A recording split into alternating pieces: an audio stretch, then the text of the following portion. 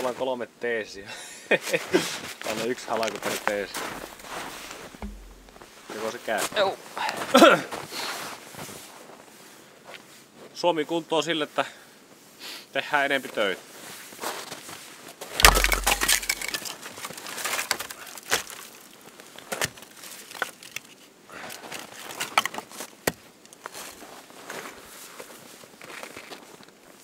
Nuoret aikaisemmin työelämä. Ei mennyt ihan putkeen tuo halakaan.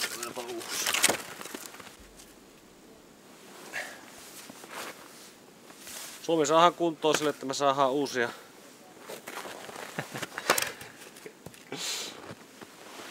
Suomi saadaan sillä kuntoon, että me saadaan tänne uusia yrittäjiä ja uusia työpaikkoja luojia.